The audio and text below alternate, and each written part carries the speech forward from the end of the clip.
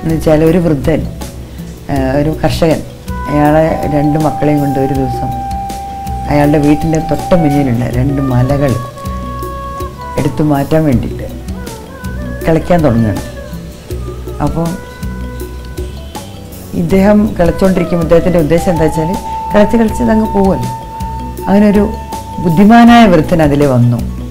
അപ്പോൾ വൃദ്ധൻ ഇയാളെ കണ്ടിട്ട് പറഞ്ഞു, അയ്യേ നിങ്ങൾ എന്ത് പണിയാണ് ചെയ്യുന്നത്, ഒരിക്കലും ഈ 2 മലകൾ നിങ്ങൾക്ക് മാറ്റാൻ പറ്റില്ല, അതങ്ങനെ തന്നെ ഉണ്ടാവും നിങ്ങൾ എത്ര കിളച്ചാലും. അപ്പോൾ വൃദ്ധൻ പറഞ്ഞു, ഞാൻ കിളയ്ക്കും തോറും അത്രമാത്രം അത് കുറയുമല്ലോ, പിന്നെ ബാക്കി കിളച്ചാൽ മതിയല്ലോ ഞാൻ. അപ്പോൾ അതുകൊണ്ട് പിന്നെ ഞാനിത് കിളയ്ക്കും. അങ്ങനെ കിള തുടർന്നു. ഇവർ അച്ഛനും 2 മക്കളും കിളച്ചുകൊണ്ടേയിരുന്നു. ഇത് കണ്ട് ദൈവം മനസ്സലിഞ്ഞ് ഈ 2 മലകളും 2 കയ്യിലെടുത്ത് കൊണ്ടുപോയി എന്നാണ് പറയുന്നത്. ഇത് മാവോ സേതുങ് പലപ്പോഴും, അതായത് നിശ്ചയദാർഢ്യത്തോടു കൂടി പുറപ്പെട്ടാൽ, എന്ത് കാര്യത്തിനും നിശ്ചയദാർഢ്യത്തോടു കൂടി പുറപ്പെട്ടാൽ എത്ര പ്രതികൂലമായ സാഹചര്യമാണെങ്കിലും നമുക്ക് വിജയിക്കാനാവും എന്ന് തന്നെയാണ് ആ കഥയുടെ അർത്ഥം. ഒരു മൃഗീയമായ ഭൂരിപക്ഷത്തോട് കൂടിയിട്ട് മോദിയുടെ നേതൃത്വത്തിൽ BJP കേന്ദ്രത്തിൽ അധികാരത്തിൽ വരുന്നൊരു സമയത്താണ് നമ്മൾ സംസാരിക്കാൻ തീരുമാനിക്കുന്നത്. ഇപ്പം മോദി ആകട്ടെ വരുന്നത് ഗുജറാത്തിൽ നിന്ന്. ഗുജറാത്തിൽ അജയ്ജി കണ്ടു കാണുമല്ലോ, എല്ലാ സീറ്റുകളും BJPക്ക് തന്നെയാണ്, ഒരൊറ്റ സീറ്റും വേറെ ഒരു പാർട്ടിക്ക് പോലും ഉണ്ടായിട്ടില്ല. അപ്പം ഞാനിങ്ങനെ ആലോചിക്കുന്നു, അജയ്ജിൻ്റെ അമ്മ ഗുജറാത്തിയാണ്. മായ പോലെ, മന്ദാകിനിയെ പോലെ ഉള്ള സ്ത്രീകൾ, ഗാന്ധി വരുന്ന, മന്ദാകിനിയെ പോലുള്ള രാഷ്ട്രീയ സ്ത്രീകൾ വരുന്ന, മല്ലിക സരാഭായിനെ പോലുള്ള സ്ത്രീ വരുന്ന ഒരു ഗുജറാത്തിലാണ് ഇപ്പോൾ നമ്മളിതൊക്കെ കാണുന്നത്. ആ സ്ഥലത്തെക്കുറിച്ചിട്ട് അമ്മയൊക്കെ ഉണ്ടായിരുന്ന സമയത്ത് അവിടുത്തെ ഒരു രാഷ്ട്രീയം എങ്ങനെയായിരുന്നു, അതിനെക്കുറിച്ച് അജയ്ജി എന്തൊക്കെയാണ് കേട്ടിട്ടുള്ളത്?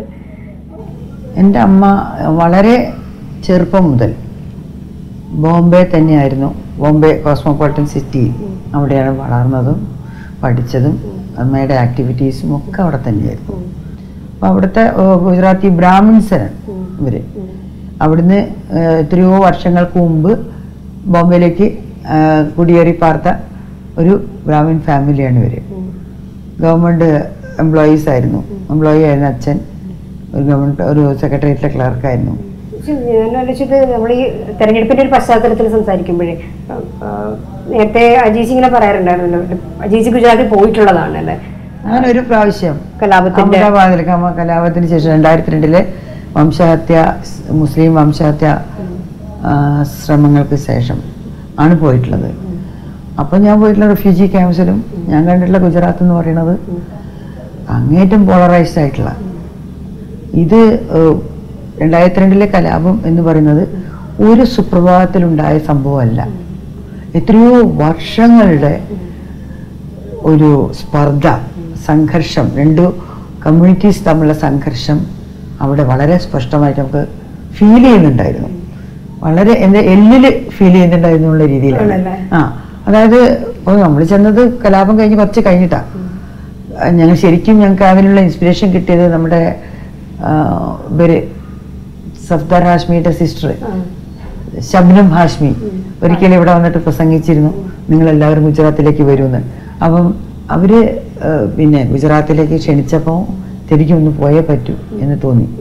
എത്രയോ വർഷങ്ങളായിട്ട് ഒരു പോളറൈസ്ഡ് സമൂഹമായിരുന്നു ഗുജറാത്ത്. അവിടെ മുസ്ലിങ്ങൾ ഒരു കട തുറന്നാൽ ആ കടയ്ക്ക് പേര് ഒരിക്കലും ഒരു മുസ്ലിം പേരായിരിക്കില്ല, അതൊരു ഹിന്ദു പേരോ അല്ലെങ്കിൽ ഒരു മതത്തെയും സൂചിപ്പിക്കാത്ത തരത്തിലുള്ള പേരുകളോ ഒക്കെ ആയിരിക്കും. മാത്രമല്ല ഒരു മലപ്പുറം മുസ്ലിം മാപ്പിള ഒരു വെജിറ്റേറിയൻ ഹോട്ടൽ നടത്തുന്നത് ഞാൻ ആദ്യമായിട്ട് ഇന്ത്യയിൽ ഒരിടത്ത് കണ്ടത് ഗുജറാത്തിൽ, അതും അഹമ്മദാബാദിലാണ്. അപ്പം മല്ലിക സാരാഭായി ആണെങ്കിലും അതുപോലെ മറ്റു പല ജനാധിപത്യ വിശ്വാസികൾ അല്ലെങ്കിൽ ഇടതുപക്ഷ പുരോഗമന ചിന്താഗതിക്കാർ മലയാളികൾ അവിടെ പോയവരുണ്ടാവും. വല്ലാത്തൊരു ശ്വാസം മുട്ടലാണ് അവിടെ ചെന്നാലുണ്ടാവുന്നത്. അല്ലാത്തവർ മോഡിയെ പ്രശംസിച്ചേ അവിടെ കഴിയാൻ പറ്റൂ. ഗുജറാത്തിൻ്റെ ഒരു ചരിത്രം അവിടെ ഇരിക്കെ എങ്ങനെയാണ് ഒരു ജനതയ്ക്ക് മുഴുവൻ, ഭൂരിപക്ഷം വരുന്ന ജനതയ്ക്കും, അതായത് ഒരു ചെറിയ ഭൂരിപക്ഷമല്ല ഒരു വലിയ ഭൂരിപക്ഷത്തിന് ഇതൊക്കെ മറന്നുകൊണ്ട് ഒരു ജനാധിപത്യ പ്രക്രിയയിലേക്ക് ഏർപ്പെടുമ്പം ഇതൊക്കെ മറന്നുകൊണ്ട് തങ്ങളെ ഭരിക്കേണ്ടത് ആരാണ് എന്നുള്ളൊരു തീരുമാനം എടുക്കേണ്ട സമയത്ത് അങ്ങനെ ഒരു മറവിയുടെ ഒരു വിജയമായിട്ടൊക്കെ തോന്നുകയാണ്. ജിജിക്ക് എന്ത് തോന്നുന്നു? ഒരു വശത്ത് അഴിമതി, അങ്ങേയറ്റം ദുസ്സഹമായ അഴിമതി ഭരണം കോൺഗ്രസിന്റെ. ജനങ്ങൾ ആകെ 65 വർഷത്തോളം ഭരിച്ചിട്ട് ഇന്ത്യയെ ഇത്തരത്തിൽ ദാരുണമായ അവസ്ഥയിൽ കൊണ്ടെത്തിച്ചത് കോൺഗ്രസ് തന്നെയാണ്. ഇത് നമുക്ക് മറക്കാൻ പറ്റില്ല. മറുവശത്ത് ഇടതുപക്ഷം ഒരു പക്ഷമുണ്ട് എന്ന് പറയുന്നു. ഈ പക്ഷം എന്താണ് ചെയ്തത്? അജീച്ചിക്കൊക്കെ അടക്കം ഒരു ചുരുങ്ങിയ കാലത്തേക്കെങ്കിലും ഇടതുപക്ഷത്തോട് ഒരു പ്രതീക്ഷയും സ്നേഹവും തീർച്ചയായിട്ടും. ഞാന് ജനാധിപത്യ പ്രക്രിയയിലേക്ക് കടന്നു തുടങ്ങിയപ്പോൾ മുതൽക്ക് ഇടതുപക്ഷത്തിനാണ് വോട്ട് ചെയ്തുകൊണ്ടിരുന്നത്. പിന്നെ അച്യുതാനന്ദനോടും പ്രതീക്ഷ ഉണ്ടായിരുന്നു. ഈ തരത്തിൽ ഞാൻ പറയുന്നത് ഇടതുപക്ഷം എന്നുള്ളത് ഒരു ബദൽ ആകുന്നില്ല ഇവിടെ. അതെന്തുകൊണ്ടെന്നുള്ളൊരു വളരെ വലിയ ചോദ്യമാണ്. സ്വയം ആത്മപരിശോധന നടത്തേണ്ട ഈ സമയത്തെങ്കിലും ഇടതുപക്ഷം അത് ചെയ്യുമോ എന്നുള്ളത് വളരെ വലിയ ചോദ്യമാണ്. കോൺഗ്രസ് ചെയ്യുമെന്ന് വെച്ചാൽ കോൺഗ്രസ് ചെയ്താലും ഇത്രയും ഉണ്ട് നമുക്ക്. ഇടതുപക്ഷം ഈ ഒരു അവസ്ഥയിൽ എന്ത് ചെയ്യും എന്ന് ചോദിച്ചാൽ എനിക്ക് തോന്നുന്നില്ല എന്തെങ്കിലും തരത്തിലൊരു മാറ്റം അവരിൽ ഉണ്ടാകുമെന്ന്. ഇപ്പൊ മോഡി വന്നാൽ വികസനം വരുമെന്നാണല്ലോ ഇപ്പോൾ പറഞ്ഞിരിക്കുന്നത്. നമുക്കറിയാം ഇവിടെ വികസനം വന്നാൽ എന്താണ് നമ്മുടെ നാട്ടിലെ സ്ഥിതി. വന്നിടത്തോളം നമ്മളുടെ അനുഭവം നമുക്കറിയാം. ഇപ്പം വല്ലാർപ്പാടാണെങ്കിലും ഇപ്പം മുല്ലമ്പള്ളി നമുക്കറിയാം, സ്വന്തം നാട്ടിൽ നിന്നും അധ്വാനിക്കുന്ന ജനതയെ കുടിയൊഴിപ്പിക്കുന്ന നയമാണ്. പിന്നെ അതിരപ്പള്ളി പ്രോജക്റ്റ് വരാത്തിടത്തോളം നല്ലത്, ഇനിയും വന്നുണ്ടാകുകയില്ല. ഇപ്പോഴും ആ ഭീഷണി നിലനിൽക്കുന്നു. ആറന്മുള വിമാനത്താവളം, അങ്ങനെ എന്തെല്ലാം തരത്തിൽ വികസനത്തിൻ്റെ പേരിൽ നമ്മുടെ നാട്ടുകാർ കഷ്ടപ്പെടുന്നു, അതിൻ്റെ ദുരന്തങ്ങൾ അനുഭവിച്ചു കൊണ്ടിരിക്കുന്നു. അപ്പോൾ വികസനം ആർക്കു വേണ്ടി എന്നുള്ള ചോദ്യം ചോദിക്കാതെ വികസനത്തിന് വേണ്ടി മാത്രം എന്ന് വെച്ചുകൊണ്ട്, ഇപ്പം വികസനത്തിന് വേണ്ടി നമുക്ക് എല്ലാവർക്കും യോജിക്കാമെന്നാണ് രാഷ്ട്രീയ കക്ഷികൾ തമ്മിൽ പറയാറുള്ളത്. ഇവരെല്ലാം പറയുന്ന വികസനം ഒന്ന് തന്നെയാണ്. അതെല്ലാം ആഗോള മൂലധന താല്പര്യങ്ങൾക്ക് അനുസൃതമായിട്ടാണ് ഈ വികസനങ്ങളൊക്കെ നടക്കുന്നത്.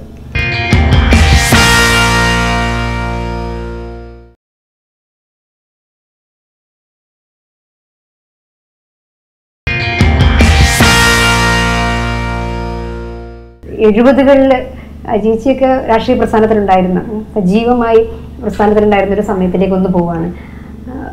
ഒരുപക്ഷെ തീവ്ര ഇടതിൻ്റെ റവല്യൂഷണറി സ്വപ്നങ്ങൾ സൂക്ഷിക്കുന്ന ഒരു പറ്റം ആൾക്കാരോടൊപ്പം നിന്നിട്ട് ഒരു വലിയ സ്വപ്നത്തിന് വേണ്ടി നടത്തിയിട്ടുള്ള പോരാട്ടങ്ങളുണ്ടല്ലോ. ഒന്ന് ആ സമയത്ത് രാഷ്ട്രീയത്തിനോടുള്ള നിങ്ങളുടെ ഒരു സമർപ്പണവും ഈ സമയത്ത് ഈ കാലത്ത് ഇപ്പം നിങ്ങൾ അജീച്ചിനെ നേരത്തെ പറഞ്ഞ ഇപ്പം ഇതൊരു ബിസിനസ് ആണ്, ഒരു പൊളിറ്റിക്കൽ ബിസിനസ് എന്നുള്ള നിലയിൽ കാര്യങ്ങൾ മാറിയിട്ടുണ്ട്. ഇതിനെങ്ങനെയാ അജീച്ചി ഈ ഒരു അന്തരത്തെ? അത് ഇന്ത്യ യഥാർത്ഥത്തിൽ സ്വതന്ത്രയാക്കപ്പെട്ടിട്ടില്ല എന്നുള്ള ഒരു നിലപാട്, അന്നത്തെ നിലപാട് ശരിയാണെന്ന് സമർത്ഥിക്കുന്ന രീതിയിലാണ്, അല്ലെങ്കിൽ ശരിയാണെന്ന് ഉറപ്പിക്കുന്ന രീതിയിലാണ് കാര്യങ്ങൾ നീങ്ങിക്കൊണ്ടിരിക്കുന്നത്.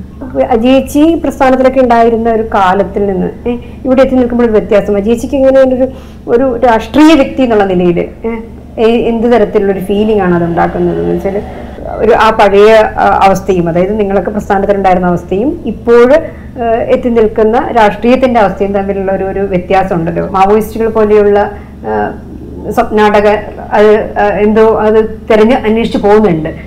അപ്പോൾ ഇത്തരം അന്വേഷണങ്ങൾ സമാന്തരമായി നടക്കുന്നുണ്ട് ഒരു സമയത്ത്. ഇപ്പം ആം ആദ്മി പാർട്ടി പോലും വേറെ തരത്തിലുള്ള അന്വേഷണം അവർ സ്വന്തമായി നടത്തുന്നുണ്ട്. അപ്പം ഇങ്ങനെയുള്ള ഒരു പൊളിറ്റിക്കൽ അന്തരീക്ഷത്തെ അജീച്ചി എങ്ങനെയാ കാണുന്നത്?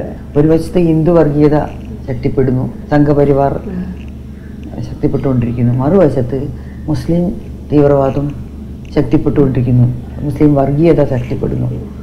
ഇത് ശരിക്കും ഇന്ത്യൻ ജനാധിപത്യത്തിൻ്റെ ഇന്നത്തെ അവസ്ഥയെ അടിസ്ഥാനപരമായിട്ട് എന്താ പറയുക, ജനാധിപത്യം ഒരു ഡേഞ്ചറിലാണിപ്പോൾ. നിങ്ങൾക്ക് നിരാശയുണ്ടോ? ഈ ഇലക്ഷൻ റിസൾട്ട് നിരാശയല്ലേ വരാൻ പറ്റൂ? പ്രതീക്ഷയില്ലാത്ത അവസ്ഥയില്ല. ഇത് പ്രതീക്ഷയില്ലാത്ത അവസ്ഥയില്ലെങ്കിലും ഭരണത്തിൽ അധികാരത്തിൽ ഇവരാണല്ലോ വന്നിരിക്കുന്നത്. അപ്പം ഇത് എങ്ങനെയാണ് ഇവരൊക്കെ പ്രവർത്തിക്കാൻ പോകുന്നത് നമ്മൾ കണ്ടറിയാൻ പോകുന്നേ ഉള്ളൂ. അങ്ങനെ വരുന്ന സമയത്ത് സമസ്ത മണ്ഡലങ്ങളെയും രാജ്യത്തിൻ്റെ ഇത് ബാധിക്കും. വിദ്യാഭ്യാസം, പിന്നെ സാംസ്കാരികം, രാഷ്ട്രീയം, എല്ലാ ഭാഗങ്ങളും, സാമ്പത്തികം ബാധിക്കും. ഇതെല്ലാ തരത്തിലും ബാധിക്കും. ഇപ്പം റിലയൻസ് പോലുള്ള കമ്പനികൾക്ക് ഭയങ്കരമായിട്ടുള്ള ഒരു സന്തോഷമായിരിക്കും ഇതിരിക്കാൻ. സ്റ്റോക്ക് മാർക്കറ്റിൻ്റെ അതൊക്കെ കണ്ടില്ലേ, മോഡി വരുന്നു എന്ന് എക്സിറ്റ് പോൾ പറയുമ്പോഴേക്ക് സ്റ്റോക്ക് മാർക്കറ്റാണ് ഉഷാറാവുന്നത്. അതിൻ്റെ ഒരു സൂചന തരുന്നത് എന്താണ്? തീർച്ചയായിട്ടും ഇവിടുത്തെ കോർപ്പറേറ്റുകൾക്ക് അങ്ങേറ്റം സന്തോഷകരമായ ഒരു അവസ്ഥയാണ് വരുന്നത്. ഈ കോർപ്പറേറ്റുകളുടെ ഭരണം ഇനി ഈ ജനാധിപത്യവും പിന്നെ മതേതരത്വവും വേണ്ട എന്ന് തീരുമാനിക്കുന്നിടത്ത് എത്തുമോ? ഒരു ഹിന്ദു രാഷ്ട്രമാണ് ഇന്ത്യയിൽ വേണ്ടത് എന്നുള്ള ഒരു മൃഗീയ ഭൂരിപക്ഷം ഉപയോഗിച്ച് കോൺസ്റ്റിറ്റ്യൂഷണൽ അമെൻമെന്റ്സ് അവർക്ക് കൊണ്ടുവരാൻ പറ്റുമെന്ന് തോന്നുന്നു. ജർമ്മനിയിലൊക്കെ സംഭവിച്ചിരുന്നു. അങ്ങനെ ആവുമ്പോൾ എങ്ങനെ ഈ ഇപ്പോൾ കേരളത്തിലെ പോലുള്ള ഒരു എത്ര തന്നെ മോശപ്പെട്ട, ഇവിടെയും കറപ്ഷൻ ഇഷ്ടം പോലെ ഉണ്ട്, എങ്കിൽ പോലും എത്രയും മോശപ്പെട്ട ഒരു അവസ്ഥയാണെങ്കിൽ പോലും ഇപ്പോൾ നിലനിൽക്കുന്ന ജനാധിപത്യം കേരളത്തിൽ എത്രത്തോളം മുന്നോട്ട് പോകും? മാത്രമല്ല, കേരളത്തിൽ ഈ ഇത്തരത്തിലുള്ള ഇപ്പം എന്താ പറയുക, സംഘപരിവാർ അല്ലെങ്കിൽ മോഡീസത്തിന് നേരിടാൻ കഴിവുള്ള പാർട്ടികളുണ്ടോ, പ്രസ്ഥാനങ്ങളുണ്ടോ? അതായത് ഒരു ബദൽ ശക്തി, ഒരു ജനാധിപത്യത്തിൽ തന്നെ ബദൽ ശക്തി, അല്ലാതെ ഞാൻ പറയുന്ന പോലെ മാവോയിസ്റ്റോ അല്ലെങ്കിൽ സായുധ സമരത്തിൻ്റെ ഒന്നുമല്ല പറഞ്ഞത്. സായുധ സമരം മാവോയിസ്റ്റോ ഒക്കെ വന്നു കഴിഞ്ഞാൽ അവർക്കതൊരു എക്സ്ക്യൂസ് ആവും ഇപ്പോഴത്തെ അവസ്ഥയിൽ എന്തെങ്കിലും അടിച്ചമർത്തൽ നടപടികൾക്ക്. പകരം ഈ ജനാധിപത്യത്തിൻ്റെ മാർഗത്തിലൂടെ തന്നെ ജനങ്ങൾക്ക് പ്രതീക്ഷ നൽകുന്ന ഒരു പ്രസ്ഥാനമുണ്ടോ എന്ന് ചോദിച്ചാൽ MN മൂവ്മെൻറ്റിലൊന്നും ഞാൻ അങ്ങനെ പ്രസ്ഥാനങ്ങളുള്ളതായിട്ട് വളരെ ചുരുങ്ങിയ എന്തൊക്കെയോ കുറേ സംവിധാനങ്ങളുണ്ട്, അല്ലെങ്കിൽ ചെറിയ ഗ്രൂപ്പുകളുണ്ട് എന്നൊക്കെ അല്ലാതെ ഒരു പ്രസ്ഥാനം ഉണ്ടെന്നൊന്നും പറയാനുള്ള അവസ്ഥയിൽ ഇപ്പം ഇല്ല. പ്രതീക്ഷ നൽകുന്ന കാര്യം എന്ന് പറഞ്ഞാൽ ഒന്ന് ആം ആദ്മി പാർട്ടിയെ പോലുള്ള ചെറു പ്രസ്ഥാനങ്ങൾ അവർ ശരിയായ രീതിയിൽ ശരിയായ ദിശയിൽ അവർക്ക് പോകാൻ പറ്റിയ, ഇപ്പോൾ സ്ത്രീകളുടെ, ആദിവാസികളുടെ, ദലിതരുടെ, ന്യൂനപക്ഷങ്ങളുടെ, തൊഴിലാളികളുടെ ഒക്കെ താല്പര്യങ്ങൾ സംരക്ഷിക്കുന്ന തരത്തിലുള്ള പുതിയ വളരെ എന്താ പറയുക ആർജവത്തോടുള്ള ചില ഡൈനാമിക് ആയിട്ടുള്ള മുന്നേറ്റങ്ങൾ നടത്താൻ പറ്റിയാൽ തീർച്ചയായിട്ടും ഭാവിയിൽ അതൊരു നേട്ടമായിരിക്കാൻ സാധ്യതയുണ്ട്. GHC മൂവ്മെന്റിലുണ്ടായിരുന്ന സമയത്ത്, നക്സൽ മൂവ്മെന്റിലുണ്ടായിരുന്ന സമയത്ത് ഇത്തരത്തിലുള്ള പൊളിറ്റിക്കൽ ക്ലാസ്സുകൾ ഉണ്ടായിരുന്നു. എങ്ങനെയാണ് നിങ്ങൾ ഒരു പൊളിറ്റിക്കൽ പ്രോബ്ലത്തിലേക്ക് നിങ്ങൾ എന്താ പറയുക, നിങ്ങൾ തുറന്ന് കാണിക്കുക അല്ലെങ്കിൽ നിങ്ങൾ മനസ്സിലാക്കുക എങ്ങനെയാ? ഞാൻ ആദ്യമായിട്ട് രാഷ്ട്രീയത്തിൽ ഇറങ്ങിയ എൻ്റെ ഓർമ്മക്കുറിപ്പ് തുടക്കത്തിൽ തന്നെ പറഞ്ഞിട്ടുണ്ട്. മറ്റേ അരിസമരം 6 ounce കേന്ദ്ര ഗവൺമെന്റ് റേഷൻ അരി 6 ounce ആക്കി വെട്ടിച്ചുരുക്കിയപ്പോഴ് SFI അന്ന് SFI അല്ല, സ്റ്റുഡൻസ് യൂണിയൻ ഒക്കെ ഒന്നാണ് അന്ന്. കമ്മ്യൂണിസ്റ്റ് പാർട്ടി രണ്ടായിട്ടുണ്ടെങ്കിലും സ്റ്റുഡൻസ് യൂണിയൻ ഒന്നായിരുന്നു. അങ്ങനെ തൊട്ടപ്പുറത്തുള്ള സ്കൂളിലെ സ്റ്റുഡൻസ് യൂണിയൻ നേതാക്കൾ, SFI നേതാക്കൾ വന്നിട്ട് എന്നോട് പറയുക, നമുക്കൊരു സമരം ചെയ്യണം, വിദ്യാർത്ഥികൾ എന്നുള്ള നിലയ്ക്ക് ജനങ്ങളോട് ഏറ്റവും വലിയ അനുമതിയാണ് കാണിച്ചിട്ടുള്ളത്. അപ്പം ഈ 6 ounce റേഷൻ എന്നുള്ളത് മാറ്റിയിട്ട് 12 ounce തന്നെ ആക്കണം എന്ന് പറഞ്ഞിട്ട്, അങ്ങനെ ഞാൻ അന്ന് സ്കൂൾ ലീഡറായിരുന്നു. ഞാൻ ആ സ്കൂളിലെ കുട്ടികളെ ഒക്കെ ഇറക്കി കൊണ്ടുപോയി 200 കുട്ടികൾ എൻ്റെ കൂടെ വരികയും സമരത്തിൽ പങ്കെടുക്കുകയൊക്കെ ചെയ്തു.